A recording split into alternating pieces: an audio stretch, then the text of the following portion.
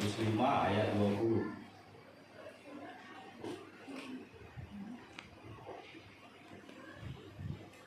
Iya. Sama-sama kita baca ya. Amin. 105 ayat 20 kita tunggu.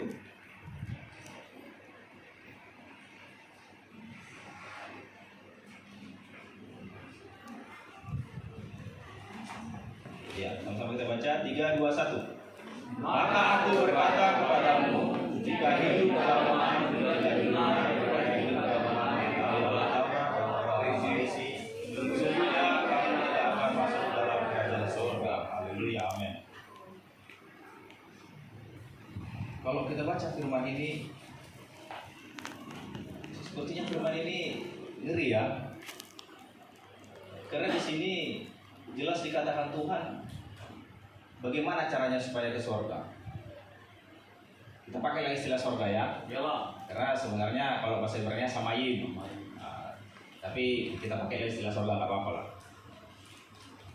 Masuk ke dalam kerajaan surga maksudnya kerajaan Bapa Yahweh nanti. Kita di sana hidup kekal selama-lamanya, tidak ada duka cita, yang ada sukacita.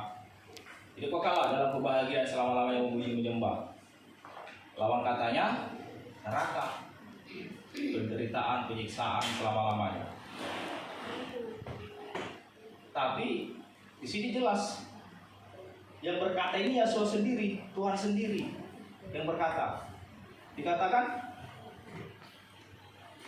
jika hidup keagamaanmu tidak lebih benar daripada hidup keagamaan ahli-ahli Taurat dan orang-orang Farisi, sesungguhnya kamu tidak akan masuk ke dalam kerajaan surga. Tidak bisa masuk, kita katakan.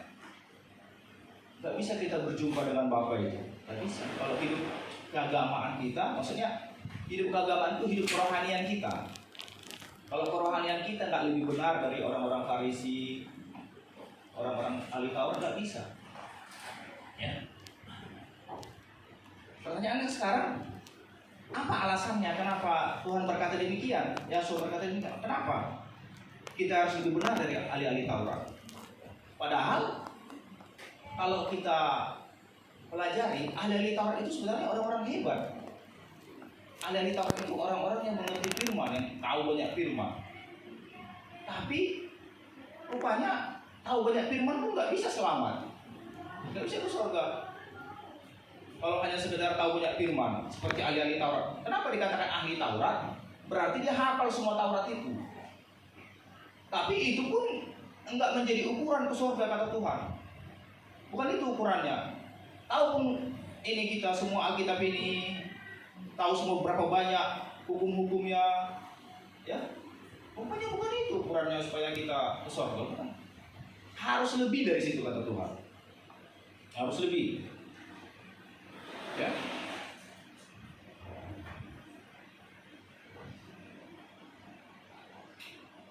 Coba kita baca di ayat 17 ya. Tampillah 17 dan 18. 17 atau 5 tadi. Nah, 17 ya. Saya bacakan di sini ya. Janganlah kamu menyangka bahwa aku datang, maksudnya Yesus datang untuk meniadakan hukum Taurat atau kitab para nabi. Aku datang bukan untuk meniadakannya, melainkan untuk menggenapinya. Berarti hukum Taurat tetap berlaku ya. Dari arti ayat 17 ini. Ayat 18. Karena aku berkata kepadamu, sesungguhnya selama belum lenyap langit dan bumi ini, satu iota dan satu titik pun tidak akan ditiadakan dari hukum Taurat sebelum semua yang terjadi. Ya. Ayat 19. Karena itu, siapa yang meniadakan salah satu perintah hukum Taurat sekalipun yang paling kecil dan mengajarkannya demikian kepada orang lain, ia akan menduduki tempat yang paling rendah dalam kerajaan sorga. Ya, nggak boleh ditiadakan. Tetapi siapa yang melakukan? Nah, ini perhatikan ya. Tetapi ayat 19, siapa yang melakukan hukum Taurat tadi dan mengajarkannya segala perintah-perintah hukum Taurat, melakukan, mengajarkan segala perintah-perintah hukum Taurat, ia menduduki tempat yang tinggi dalam kerajaan sorga. Harus tahu hukum Taurat, ya kan? Baru melakukan hukum Taurat, baru bisa masuk sorga. Di ayat 19. Tahu hukum Taurat, melakukan hukum Taurat, baru dikatakan di sini akan menduduki tempat yang tinggi. Ya, bisa dilihat kan? Akan menduduki tempat yang tinggi dalam kerajaan surga. Harus ini dikatakan, tetapi yang melakukan dan mengajarkan hukum Taurat tadi. Tetapi di ayat 20 yang kita baca tadi, coba ayat 20-nya. Ini ayat 19-nya kan? Ayat 20-nya dikatakan, tetapi hidup keagamaanmu harus lebih benar dari ahli-ahli Taurat. Kenapa? Ahli Taurat tahu semua hukum Taurat, tapi tidak melakukan. Tapi kita harus lebih benar dari hukum Taurat ini, ahli-ahli hukum Taurat. Kenapa? Kalau tidak lebih benar kita dikatakan kamu tidak masuk. Tidak masuk dalam kerajaan surga, nggak masuk. Tapi yang masuk siapa? Yang masuk tadi itu siapa yang melakukan dan mengajarkannya. Itu yang masuk. Semua kita mau masuk surga nggak ini? Amin. Mau kan? Mau Bapak. Ya, kalau mau ini sudah dikasih tahu Yasua. Sudah dikasih tahu caranya di sini. Nggak panjang lebar, singkat caranya. Melakukan dan mengajarkan hukum Taurat. Hanya itu aja. Harus melakukan hukum Taurat. Bulan lalu, ingat ya, saya menyampaikan harus tahu hukum ke-10. Itu hukum Taurat. Tapi itu masih permulaan hukum Taurat. Hukum ke-10 itu banyak lagi hukum Taurat. Tapi itu permulaan hukum yang ke-10 itu. Udah hafal hukum ke-10? Semalam saya tanya, gak ada yang angkat tangan yang hafal. Harus hafal hukum ke-10. Sekolah minggu seharusnya sudah hafal sekolah minggu. Jangan muda-mudi. Sekolah minggu harus diajarkan hukum ke-10. Karena itulah dasar-dasar kita mau selamat. Kalau nggak ada hukum ke-10, nggak bisa selamat kita. Firman Tuhan katakan di sini yang melakukan hukum Taurat dan mengajarkannya, itulah yang masuk surga. Ayat 20-nya, kalau nggak lebih benar kita dari ahli-ahli Taurat, artinya banyak tahu hukum tapi nggak dikerjakan, nggak bisa. Apalagi nggak tahu. Yang tahu hukum Taurat aja pun bisa nggak masuk. Seperti ahli-ahli Taurat ini. Apalagi yang tak tahu hukum Taurat, mau kemana dia? Hah? Kalau gereja nggak mengajarkan hukum Taurat, kemana gereja itu? Nggak bisa masuk. Nggak bisa masuk gereja yang nggak tahu hukum Taurat. Setiap minggu khotbahnya hanya mengajarkan berkat-berkat. Kita diberkati, kita kaya, kita ke surga, tapi nggak tahu dasarnya apa mau ke surga ini. Dasarnya mau ke surga ini jelas ayat 19. Tetapi siapa yang melakukan dan mengajarkan segala perintah hukum Taurat, ia menduduki tempat yang tinggi dalam kerajaan surga. Jelas ayat 19. Jelas. Itu nggak bisa dirubah-rubah lagi. Itu caranya kita ke surga. Jadi kita yang mau ke surga belajar hukum Taurat. Hukum 10 itu dasar pertama. Ada banyak hukum-hukum lagi nanti saya sampaikan. Tapi dasar pertama hukum 10 dulu. Semalam tuh saya jelaskan hukum 10 apa, hukum yang pertama apa, yang kedua apa, yang ketiga harus hafal semua. Ya, kita kerjakan, jangan nggak kita kerjakan, baru kita ke surga. Jadi kalau ada yang bilang kita ini sudah perjanjian baru, nggak perlu lagi hukum Taurat, kita perjanjian baru. Jadi yang cakap ini siapa yang cakap ini? Pertanyaannya yang cakap ini Tuhan atau siapa yang cakap ini? Ini firman siapa ini yang mengatakan tetapi siapa yang melakukan? Ini jelas dikatakan di sini. Ini. Tetapi siapa yang melakukan dan mengajarkan segala perintah-perintah hukum Taurat, ia menduduki tempat yang tinggi dalam kerajaan surga. Yang cakap ini siapa? Kan Tuhan Yesus sendiri, Tuhan Yesus sendiri yang bicara ini. Jadi kalau ada yang bilang kita ini udah perjanjian baru, nggak berlaku lagi hukum Taurat, ya, itu yang bicara siapa itu kira-kira? Pernah dengar itu kan? Pernah ada yang bilang itu apa? Pendeta-pendeta? Banyak. Ya kan? Berarti dia sudah lebih pintar dari Yasua. Udah lebih hebat dia. Udah dia yang punya surga itu. Ini yang punya surga yang bilang langsung. Yasua yang punya surga. Jadi lebih percaya mana? Lebih percaya pendeta-pendeta itu atau percaya yang punya surga ini? Ya. Kita harus lebih percaya yang punya surga. Yang punya surga sendiri sudah bilang. Hukum Taurat dilakukan, dikerjakan. Itu mau ke surga. Jadi harus pelajari hukum Taurat. Ya. Hukum ke-10. Hormati ayahmu dan ibumu, ya. Jangan lagi adik nggak menghormati ayah ibunya, nggak bisa. Banyak lagi, ya. Jangan membunuh, jangan mencuri, ya. Jangan menjira. Banyak lagi, hafal semua. Baca hukum Taurat. Tapi dikatakan di sini juga yang mau kita pelajari, ternyata ahli-ahli Taurat ini mereka hafal firman Tuhan tapi tidak melakukan. Bahkan Yosua dalam suatu peristiwa, dalam suatu perikop banyak mengecam ahli-ahli Taurat. Kita lihat kecaman-kecamannya. Ini mau kita pelajari di Matius 23. Dia banyak mengecam ahli Taurat. Jadi supaya kita mengerti apa sebenarnya kelemahan-kelemahan ahli Taurat ini, sehingga Yosua mengecam mereka, mengatakan kita nggak boleh sama seperti mereka, harus lebih tinggi, harus lebih benar dari ahli-ahli Taurat ini. Kita mau pelajari kenapa Yosua mengecam ahli-ahli Taurat ini. Matius 23, kita pelajari dulu. Artinya supaya kita jangan sama seperti ahli-ahli Taurat ini. Karena sekarang banyak di gereja hanya tahu firman, banyak tahu firman, ya. Itulah ahli-ahli, ahli-ahli ini kitab tahu firman semua. Tapi rupanya yang banyak tahu firman ini seperti ahli-ahli Taurat itu dikecam. Tapi kan dulu Matius 23. Yosua mengecam ahli-ahli Taurat dan orang-orang Farisi, perikopnya ya. Dikecam dia.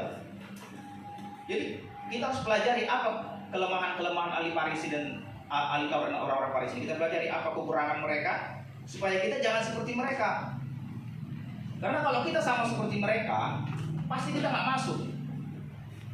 Firman Tuhan bilang nggak masuk. Jika hidup keagamaanmu tidak lebih benar dari ahli-ahli Taurat dan orang-orang Farisi, kamu tidak masuk. Jelas dikatakan kamu tidak masuk. Ya. Matius 23 ayat 1 ayat oke ya. Ya. Maka berkatalah, saya bacakan aja di sini ya. Maka berkatalah Yosua kepada orang banyak dan kepada murid-muridnya, katanya ayat 2. Ya, ikuti terus ya. Apa ditampilkan ya. Ahli-ahli Taurat dan orang-orang Farisi telah menduduki kursi Musa. Artinya kursi Musa itu jabatan-jabatan gereja, itu maksudnya. Ya. Orang-orang penting di gereja, itu maksudnya. Ayat 3. Ya, ikuti ditampilkan ya. Sebab itu, turuti dan lakukanlah segala sesuatu yang mereka ajarkan kepadamu. Tetapi janganlah kamu turuti perbuatan-perbuatan mereka. Nah, jangan turuti perbuatan-perbuatan ahli Taurat ini. Tapi kalau diajarkan, dengar. Karena mereka mengajarkannya tetapi tidak melakukannya. Ya. Masih ayat 3, masih ayat 3. Ah, itu dah. Karena mereka mengajarkannya tetapi tidak melakukannya. Jadi gampang melihat ahli Taurat. Gampang melihat ahli Taurat. Kalau dia suka menasihati orang tapi dia sendiri nggak mengerjakannya, itu ahli Taurat. Ya. Makanya saya berkhotbah ini sebenarnya takut juga. Kalau saya khotbahkan nggak saya kerjakan, berarti saya ahli Taurat. Kalau saya ahli Taurat tidak lebih benar dari ahli Taurat kehidupan saya, ya pasti saya masuk neraka. Jadi hati-hati sebenarnya yang berkhotbah ini. Iya, hati-hati sebenarnya yang berkhotbah. Kalau saya berkhotbah nggak saya kerjakan, pasti saya masuk neraka ini. Ini bukan main-main. Jadi sebenarnya yang berkhotbah nggak bisa sembarangan sebenarnya. Jelas di sini dikatakan. Mereka mengajarkannya tetapi tidak melakukannya. Tidak melakukannya. Ya. Ada orang itu suka menasihati orang tapi kehidupannya sendiri nggak benar. Contohnya orang tua, contohnya kan. Dilihatnya anaknya merokok, jangan merokok, padahal dia merokok. Benar nggak kayak gitu? Ada kayak gitu orang tua? Ada kan? Banyak ya. Nggak bisa gitu. Harus kita kerjakan apa yang kita khotbahkan, apa yang kita ajarkan harus kita kerjakan. Kalau enggak, itu ahli Taurat itu. Orang-orang begitu jelas kelihatan, enggak masuk. Yang masuk ke surga ya. Ayat 4. Yang 4 itu ya. Mereka mengikat beban berat lalu meletakkannya di atas bahu orang, tetapi mereka sendiri tidak mau menyentuhnya. Nah, ini maksudnya tadi. Mereka mengajarkan aja tapi nggak mau mengerjakan. Ayat 5. Semua pekerjaan yang mereka lakukan hanya dimaksud supaya dilihat orang. Mereka memakai tali sembahyang yang lebar-lebar dan jubah yang panjang. Ini maksudnya apa itu? Selendang doa itu. Pernah lihat selendang doa? Nah, itulah. Sahabat dipakai itu, Pak. Ah, itu. Mereka suka pakai itu. Hanya pakai aja suka, tapi mengerjakan firman nggak suka. Kalau udah pakai itu keren nggak? Seolah-olah orang kudus kan? Kalau udah pakai itu seolah-olah orang kudus itu. Ya, kayak gitu banyak ahli-ahli Farisi dan ahli apa ini Taurat ini. Kalau dia dipakai itu rasanya udah rasanya kudus dia. Kalau maaf ya, kalau istilah sekarang itu apa itu? Istilah sekarang ya di medsos itu istilah sekarang preman berjubah. Ada pernah dengar istilah preman berjubah? Berjubah dia, panjang gamisnya ke bawah apa, bergamis dia, jubah. Tapi perbuatannya kayak preman. Ada itu organisasi-organisasi yang melawan pemerintah itu. Ya, dari segi pakaian seolah-olah orang suci, tapi nggak sesuai perbuatannya. Ayat 6. Ya. Mereka suka duduk di tempat terhormat dalam perjamuan dan di tempat terdepan dalam rumah ibadat. Ayat 7. Mereka suka menerima penghormatan di pasar dan suka dipanggil rabi. Nah, inilah dia. Orang-orang Farisi ini, orang-orang ahli Taurat ini. Gila hormat. Suka dihormati. Suka duduk terdepan. Suka dipanggil rabi. Ya, ini orang-orang Farisi, orang-orang. Jadi kalau kita kita koreksi diri kita suka enggak diapain? Suka enggak kita dihormati? Kalau enggak dihormati sedikit kita tersinggung. Itu gila hormat itu. Ya. Saya jujur aja. Saya sebenarnya agak apa ya? Agak risih kalau dipanggil Pak Manjorang saya pastor katanya. Agak risih saya. Karena saya merasa bukan pastor ya. Ya, pastor itu artinya gembala, itu arti pastor.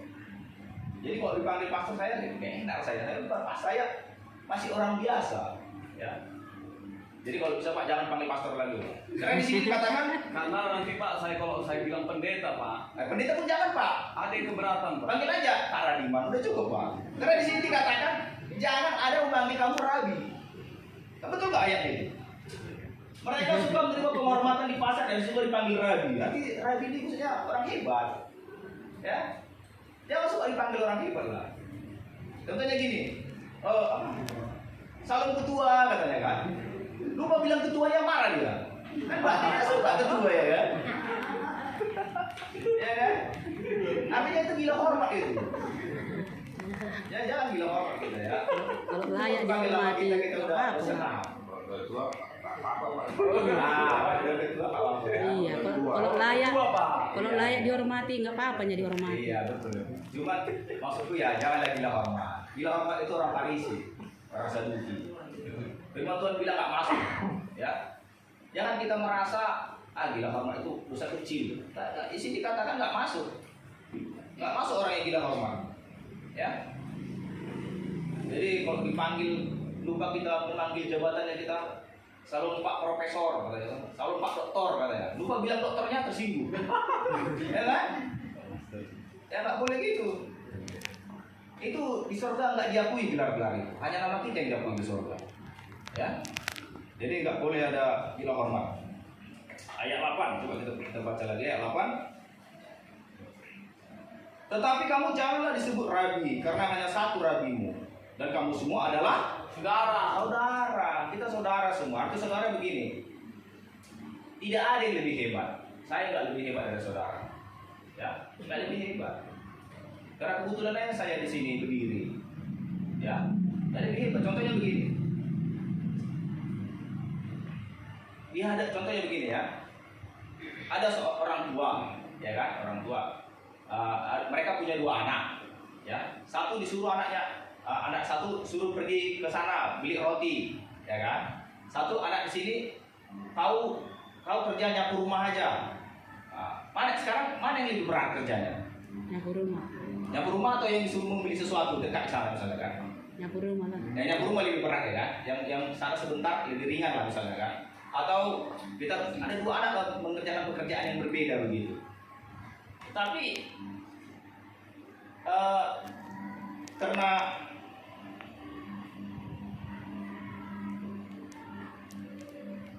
karena gini, kita semua saudara. Artinya tidak ada yang lebih hebat, sama semua, ya, sama semua kita. Jadi ada saudara ini begini, jangan karena seseorang mengerjakan yang seolah-olah kelihatan lebih hebat, sebenarnya di hadapan Tuhan nggak lebih hebat. Nah itu maksudnya, nggak lebih hebat di hadapan Tuhan. Sama seperti orang yang dua anak tadi, sesuatu pekerjaannya, contoh satu pekerjaan dia mengerjakan lebih mulia, satu pekerjaan lebih berat. Di hadapan Bapak itu, kedua anak tadi sama-sama sayang ya sebenarnya Bapak tadi sama dua anak tadi. Walaupun satu anaknya mungkin pekerjaannya lebih berat disuruh, satu anaknya pekerjaannya lebih ringan. Bukan berarti Tuhan lebih sayang yang sama ngasih pekerjaan lebih ringan, bukan. Jadi kalau saya di sini contohnya berdiri, bukan berarti saya lebih hebat daripada saudara. Contohnya saudara pun kerjaannya contohnya hanya ini mengapel gereja atau menyusun kursi, enggak lebih hebat. Dari Tuhan sama itu. Itu artinya. Jadi orang yang mendapat kedudukan tinggi pun di gereja tidak memandang dirinya lebih tinggi. Orang yang hanya kerjanya rendah pun di gereja, contohnya hanya mengapel gereja, dia tidak menganggap dirinya rendah. Karena kita semua saudara, sama. Itu maksudnya. Saudara sama kita. Jadi tidak ada gunanya seseorang bilang hormat. Tak perlu. Kalau dia mengerti arti saudara, tak perlu bilang hormat. Tak perlu. Karena kita sama-sama melayani Bapak Yahweh. Untuk itu kita di sini, untuk melayani Bapak Yahweh kita, bukan untuk cari kehormatan kita di sini. Kita lanjutkan ayat selanjutnya. Ayat berapa tadi? Ayat 9 ya? 9. Dan janganlah kamu menyebut siapapun Bapa di bumi ini, karena hanya satu Bapamu, yaitu Dia yang di sorga. Ya. Ayat 10. Janganlah pula kamu disebut pemimpin, karena hanya satu pemimpinmu, yaitu Mesias. Ya, Yahshua maksudnya. Ayat 13, ayat 11. Barang siapa terbesar di antara kamu, hendaklah dia menjadi Pelayanmu. Jadi ini sistem kerajaan sorga sama sistem kerajaan dunia terbalik. Kenapa saya katakan terbalik? Kalau di dunia, siapa yang terbesar jadi apa? Jadi bos. Siapa yang terbesar di kerajaan dunia ini jadi bos. Kalau di kerajaan sorga terbalik, siapa yang terbesar jadi pelayan. Jadi kira-kira siapa yang terbesar di sini? Pelayan lah. Pelayan loh Pak. Hah? Pelayan. Pelayan terbesar. Jadi kalau yang terbesar dia jadi pelayan, nampak nggak dia terbesar? Gak nampak ya. Nggak nampak kan? Itu membuktikan kerajaan sorga itu nggak nampak yang terbesar. Jadi beda dengan dunia. Kalau dunia siapa yang terbesar langsung nampak. Kalau datang dia langsung dipegang tasnya, diangkat tasnya. Ya, dipersilakan jalan, dibikin karpet merah kalau mau jalan dia. Nggak boleh sepatunya kena lumpur. Panglima itu Pak. Ya begitu. Itulah kerajaan dunia. Tapi kalau kerajaan sorga begini, yang terbesar jadi pelayan. Justru yang terbesar, ya mungkin yang ngepel-ngepel gereja ini. Ya. Terbalik. Beda dunia, beda kerajaan sorga, nggak sama. Jadi kita di gereja ini, di kerajaan Bapak Yahweh ini, jangan mau dihormati. Ya, jangan mau dihormati. Kalau orang pun terlalu hormat sama kita, itu udah salah itu. Hormat itu hanya milik Bapak Yahweh. Amin. Haleluya. Iya.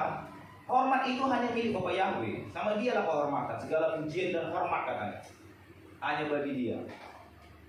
Kekayaan, kehormatan, hikmat, kemuliaan hanya milik Dia semua. Gak perlu kita dihormat. Jadi pelayan deh kita. Kira-kira di dunia ini ada gak yang menghormati pelayan? Gak ada. Hah? Apalagi pelayan restoran gak dihormati itu. Ada nggak dihormati pelayan di dunia ini? Yang dihormati kan bos kan? Ya bos lah Pak. Coba kalau ibaratnya mobilnya Mercedes, pasti dihormati. Tapi coba kalau naik sepeda dia atau naik angkot, ada dihormati? Enggak kan? Tapi kita sebaliknya. Siapa yang naik angkot naik sepeda itu hormati. Amin. Itu dihormati. Jangan hormati yang naik Mercedes. Itu nanti namanya apa namanya itu? Pilih bulu namanya, pandang bulu. Firman Tuhan yang pandang bulu itu dosa. Tidak boleh, kita harus hormati semua. Ya, jangan gara-gara naik Mercedes langsung disambut dari pintu. Disediakan kursinya di depan. Silakan masuk Pak, masuk Pak. Yang naik angkot nggak dipedulikan, di mana duduknya? Pernah lihat gitu? Ya kan? Yang naik angkot nggak dipedulikan, di mana duduknya? Mau duduk nggak dipedulikan, mau di luar dia, mau di dalam nggak dipedulikan. Coba yang naik Mercedes, langsung diantar ke depan dulu. Ya kan? Ya begitulah dunia ini. Tapi kerajaan surga bukan begitu. Ya. Ayat 12 ya. Dan barang siapa meninggikan diri, ia akan direndahkan. Dan barang siapa merendahkan diri, ia akan Ditinggikan. Artinya peninggian itu datang dari Bapa Yahweh. Amin. Dari Bapa Yahweh datang peninggian, bukan dari kita buat sendiri, bukan. Dari Bapa Yahweh itu yang tinggikan kita. Kalau kita melakukan firman. Ayat 13. Udah, ayat 13. Celakalah kamu hai ahli-ahli Taurat dan orang-orang Farisi. Hai kamu orang-orang munafik, karena kamu menutup pintu-pintu kerajaan surga di depan orang, sebab kamu sendiri tidak masuk, kata. Tidak masuk dia kerajaan surga. Dan kamu merintangi mereka yang berusaha masuk. Bayangkan itu. Dia sendiri nggak masuk, orang mau ke surga pun dirintangi. Macam mana itu? Jauh kali wali Farisi. Tahu firman. Dia nggak masuk, tapi orang mau masuk pun dihalangi. Jelas kan ayat ini kan? Hai kamu orang munafik, kamu menutup pintu ke surga, sebab kamu sendiri tidak masuk, dan kamu merintangi mereka yang mau masuk. Maksudnya macam mana itu? Artinya begini, karena perbuatan jahat orang Farisi tadi, perbuatan yang munafik tadi, hai orang-orang munafik Farisi ini. Karena kemunafikan orang-orang Farisi ini, ya, orang melihat dia jadi tersandung. Jadi berdosa. Tersandung jadi berdosa. Apa ya aku bergereja ke sana?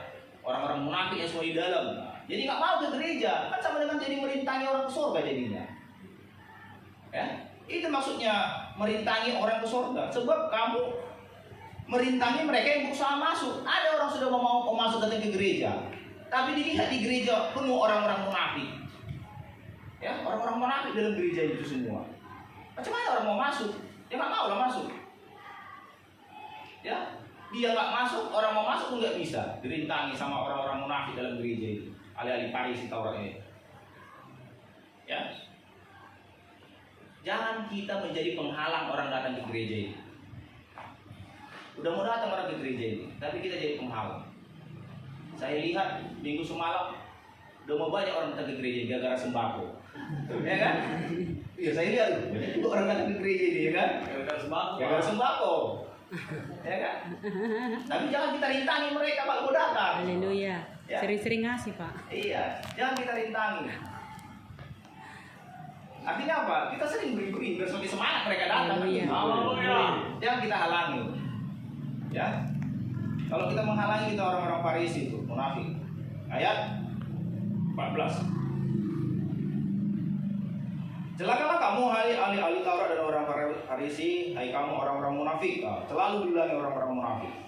Nanti kalau kita baca terus ke bawah, tetap dibilang orang Farisi ini orang munafik. Sebab kamu menelan rumah janda-janda, sedang kamu mengelabui mata orang dengan doa yang panjang-panjang. Sebab itu kamu pasti akan menerima hukuman yang lebih berat. Waduh, kawan ini. Lebih berat hukuman orang-orang Farisi, ya. Kamu menelan rumah janda-janda, sedang kamu mengelabui mata orang dengan doa yang panjang-panjang. Mana boleh lagi, janda pun ditelan.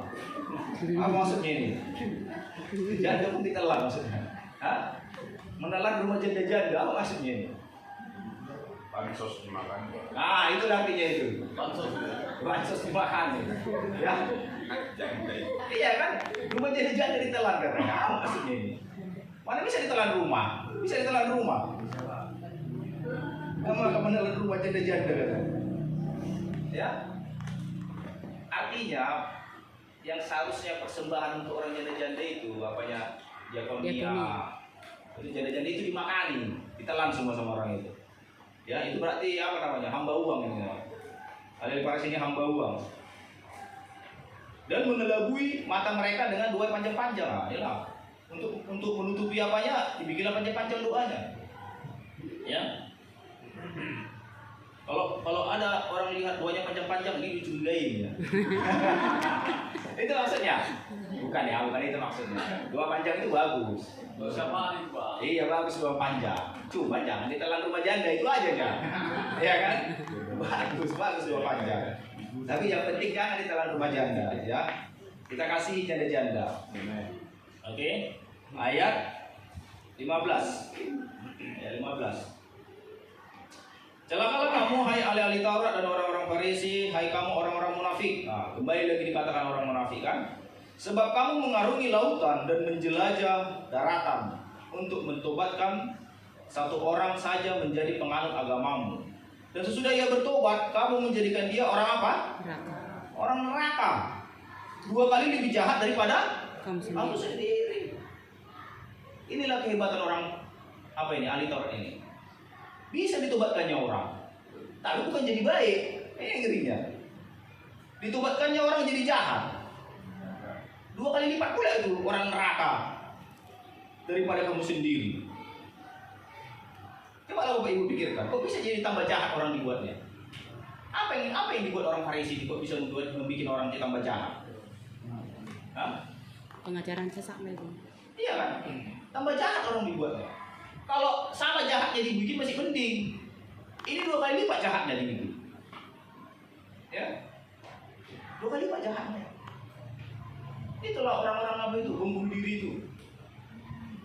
Itu kan diajarkan orang untuk berbuat jahat. Dia mengajarkan orang membunuh diri, tapi dia sendiri nggak mau ngebom. Hanya orang aja disuruhnya bunuh diri, tapi dia sendiri mau bunuh diri nggak berani. Ya kan? Itulah bodohnya orang kadang. Kalau kita kemarin ada baca berita, orang mau disuruh bunuh, tapi kalau dia disuruh dia sendiri berangkat untuk bunuh diri nggak mau dia. Ada dayang-dayang dong di sana. Nah itu dia, ada perbedaan. Itulah orang-orang jahat itu. Lebih jahat katanya. Ya. Jadi kita harus mengerti. Kita jangan jadi lebih jahat. Semenjak bergabung di gereja ini, jadi tambah baik atau jadi tambah jahat? Tambah baik. Hah? Tambah baik kan? Amin. Iya harus tambah baik. Kalau tambah jahat udah pertanyaan di gereja ini ada apa? Ya. Ada orang makin di gereja makin jahat. Ya, makin datang di gereja makin jahat. Berarti di gereja itu ada apa? Pertanyaan kan? Makin di gereja makin jahat. Atau makin di gereja makin baik. Kalau makin di gereja makin jahat, berarti di gereja itu ada orang-orang begini, ada orang-orang ini, ahli-ahli Farisi ini. Ya. Harus ada perubahan. Ikut muda-mudi harus tambah baik. Ya. Jangan ikut muda-mudi tambah brutal. Tidak bisa. Kalau ikut pergaulan di luar tambah jahat itu lumrah. Tapi kalau ke gereja katanya tambah jahat, berarti ini penyebabnya itu. Ada ahli-ahli Farisi di Taurat ini yang membuat tambah jahat. Ya. Ayat 16. Celakalah kamu hai pemimpin-pemimpin buta yang bersumpah demi bait suci, sumpah itu tidak sah.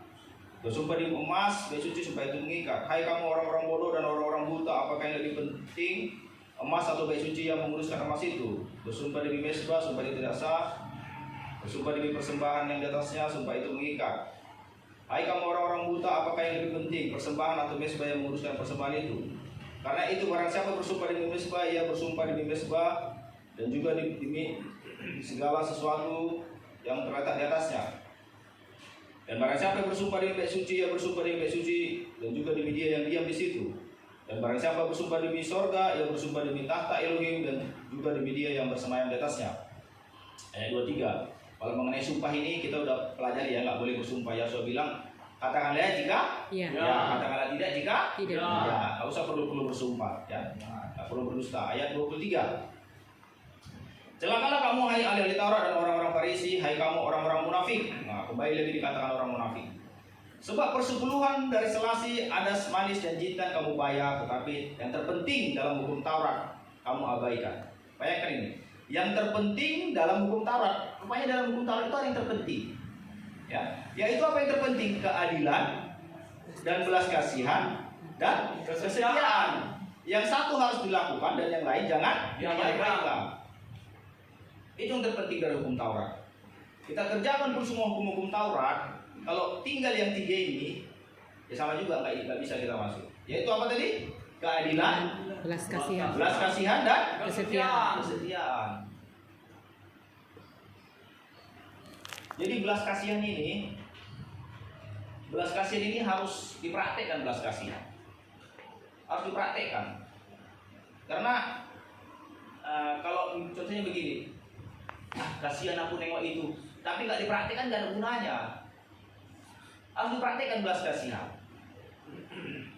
Contoh praktikannya gampang. Ini pelajaran apa nih? Pelajaran pendidikan Pancasila ini waktu SD. Ya, pelajaran apa sekarang kalau pendidikan Pancasila? Apa namanya? PKN. Nah, pendidikan kewarganegaraan. Kalau ada melihat nenek-nenek menyeberang katanya, ya, dibantu nggak menyeberangkan? Ya.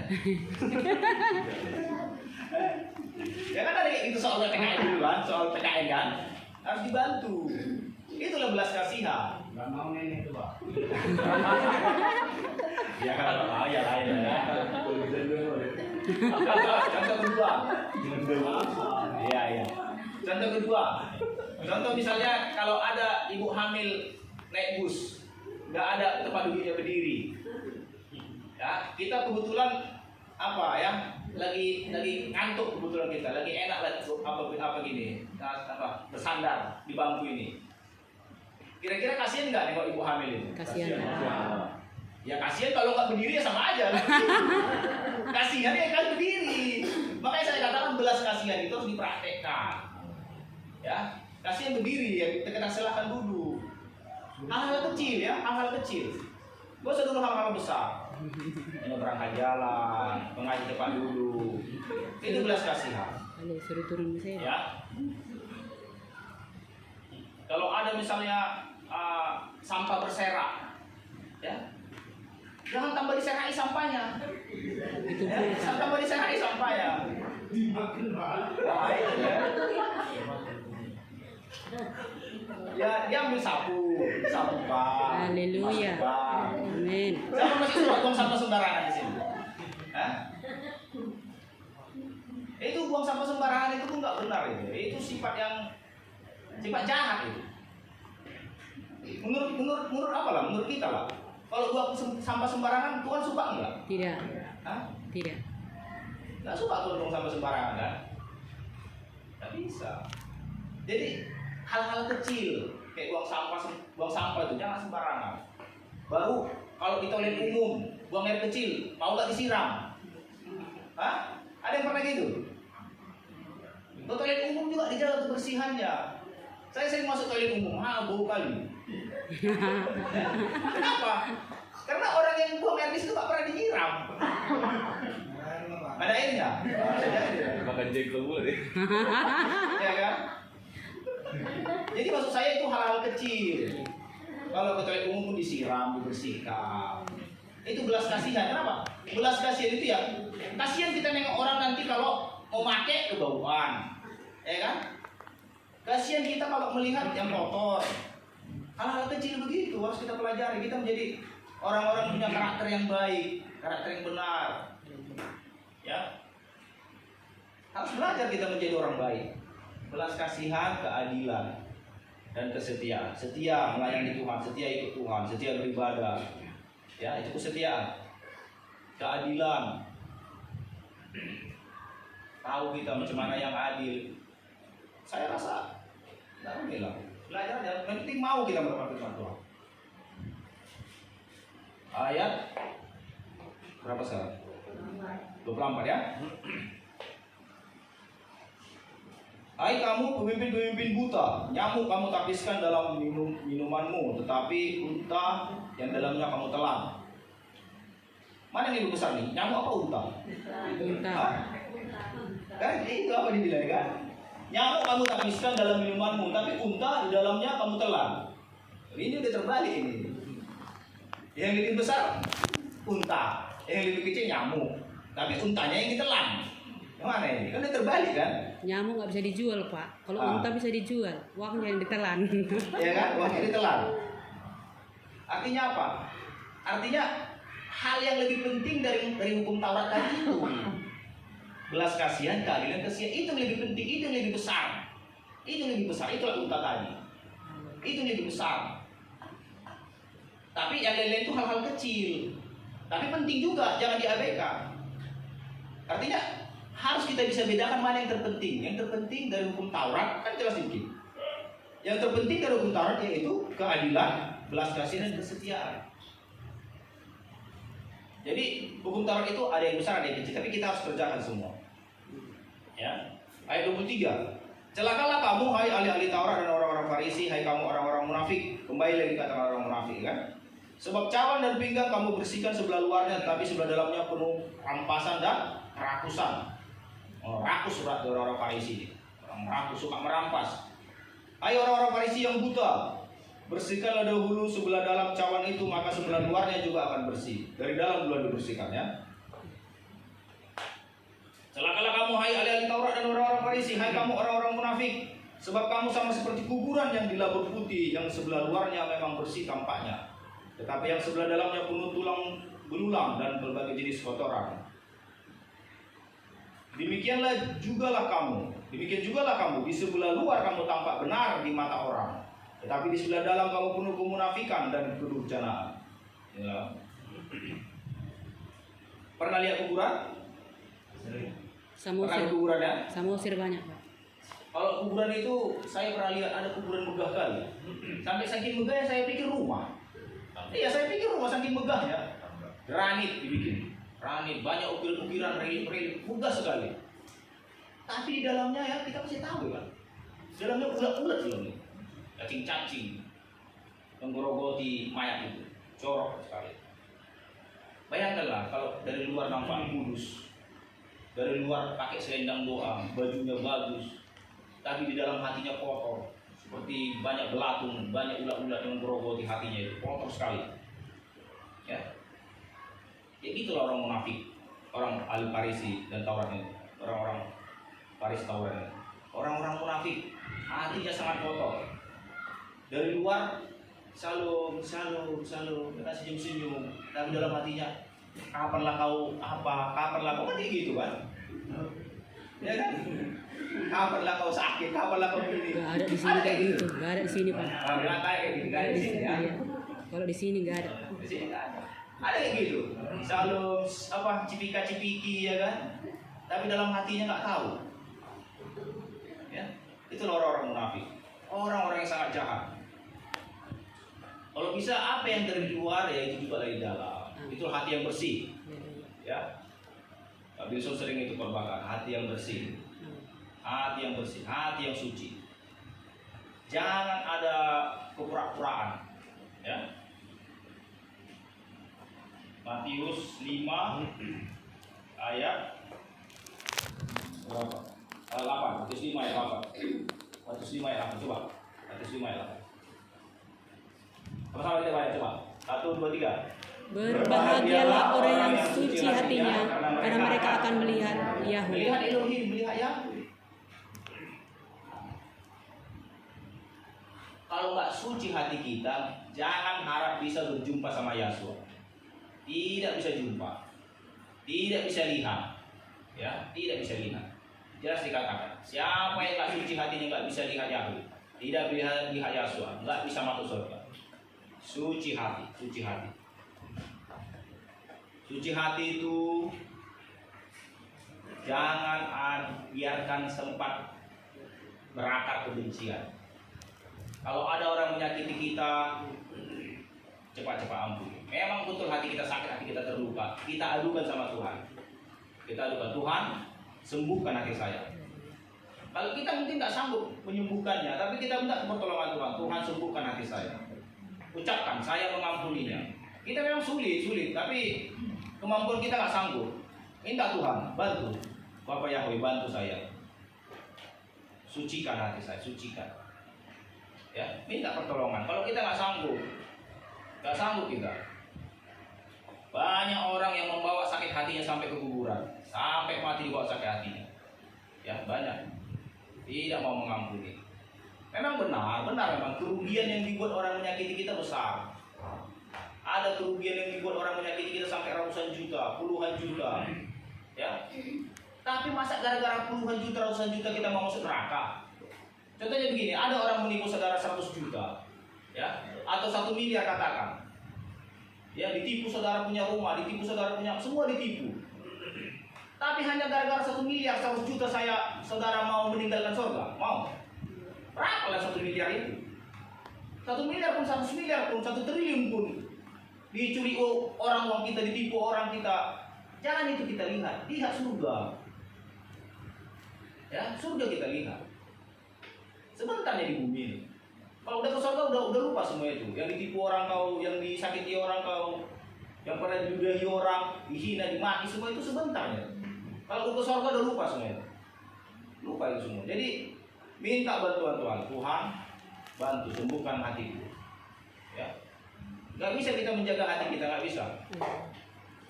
Kalau kita menjaga hati kita nggak sanggup kita. Itu gunanya Roh Kudus. Ya Roh Kudus. Itu gunanya. Minta Roh Kudus selalu menjaga hati kita. Nggak bisa kita. Ya. Saya kemarin baru sakit hati saya. Ya. Dibilang enggak pada saya. Dibilang apa? Dikatakan saya cari apa? Cari apa namanya? Cari kehormatan lah, beginilah begini. Padahal kita nggak ada kayak gitu. Tapi kalau kita pikir-pikir kan. Kalau kita bawakan marah kita, ya marah kita. Ya, tapi nggak bisa.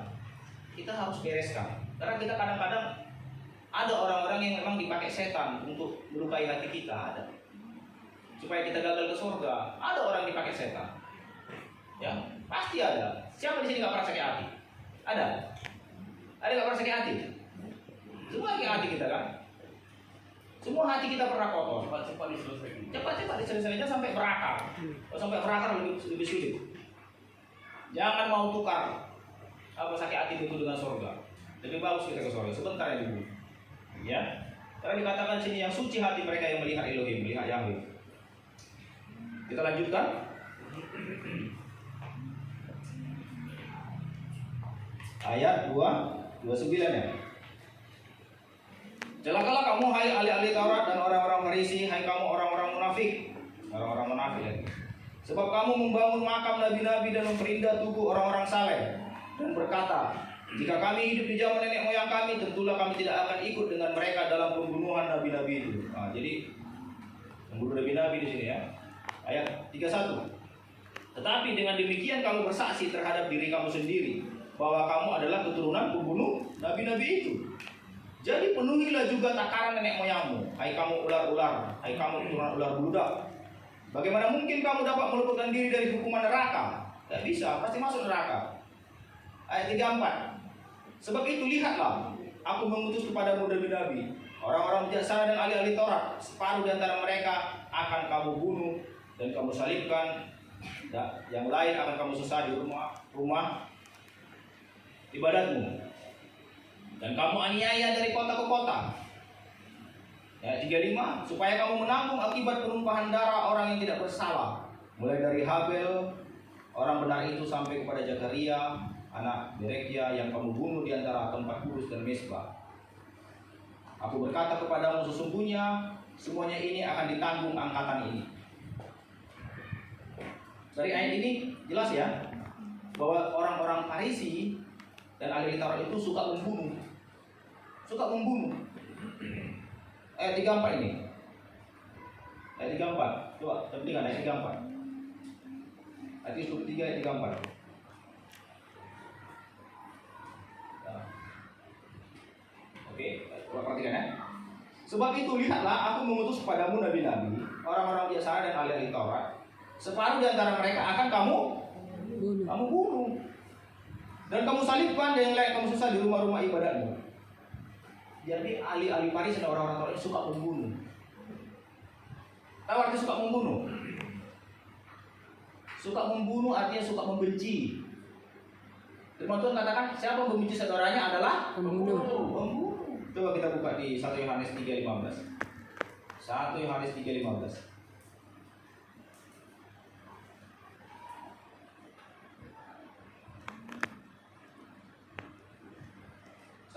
3:15 coba.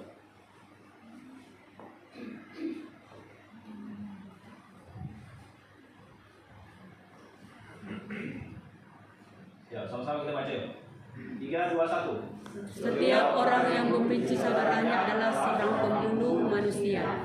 Dan kamu tahu bahwa tidak ada seorang pembunuh yang tetap memiliki hidup yang kekal di dalam dirinya. Ya, bayangkan ini. Tidak ada pembunuh yang tetap memiliki hidup kekal dalam dirinya. Tidak bisa masuk surga. Tidak bisa hidup kekal. Tidak bisa masuk surga pembunuh. Pembunuh di sini dikatakan apa? Di sini dikatakan yang Membenci, yang apa di sini? membenci. Yang membenci.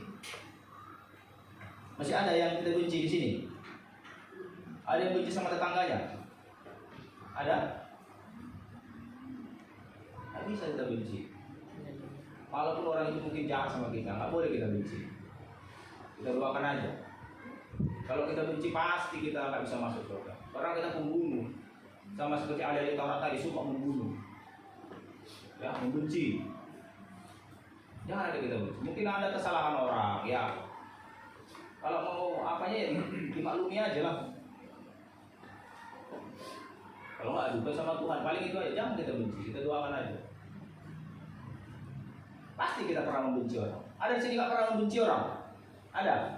Pernah membenci orang semua kan? Pernah. Kalau pernah membenci orang, minta ampun aja. Tuhan, aku membenci siapa. Tapi yang nggak mau membenci lagi, aku sudah mau mengasihi. Kita doakan. Walaupun kita dalam hati kita masih ada benci, kita katakan aja aku mengasihi siapa. Dan kita dibenarkan lewat perkataan kita. Amin. Lewat perkataanmu kamu dibenarkan, lewat perkataanmu kamu akan Dihukum. Ya, dihukum kita lewat perkataan kita. Jadi kok kita katakan yang baik-baik. Jangan kita katakan benci kali aku lihat siapa. Jangan. Jangan kita katakan itu. Perkataan kita itu dicatat. Walaupun mungkin hati kita belum bisa mengasihi, katakan saya mengasihi. Ya. Sampai sini kita udah belajar ya bagaimana ahli-ahli Taurat dan orang-orang Farisi ini, bagaimana mereka kenapa tidak masuk, dan bagaimana kita harus lebih daripada mereka semua. Ya, lebih. Kira-kira ahli Taurat dan orang-orang Farisi, ya, rata-rata pakaiannya sopan apa enggak? Sopan. Sopan kan? Sopan pakaian mereka. Garis panjang, Pak. Sopan. Jadi kalau ada ke gereja berpakaian rok pendek, seksi-seksi, bagaimana itu? Bukan ahli Taurat itu, Pak. Nah itu lah. Masalahnya ahli Taurat aja pun nggak masuk, apalagi orang begitu. Dari cara berpakaian pun kita harus lebih dari ahli Taurat. Berpakaian kita yang sopan, harus lebih dari mereka. Kita harus tiru ahli Taurat, tapi kita harus lebih. Kita harus bersih luar dalam, bersih dalam hati kita. Harus begitu. Jangan seperti dunia. Dari luar pun sudah nampak dunia, apalagi dari dalam. Ya. Seharusnya dari luar harus nampak rohani, dari dalam baru pelan-pelan dibersihkan. Kalau dari luar pun sudah nampak dunia, udah bakal lagi di dalam, ya kan? Jadi apa yang dari dalam bersih, keluar juga harus bersama-sama. Jadi sampai sini dulu firman Tuhan. Kita belajar.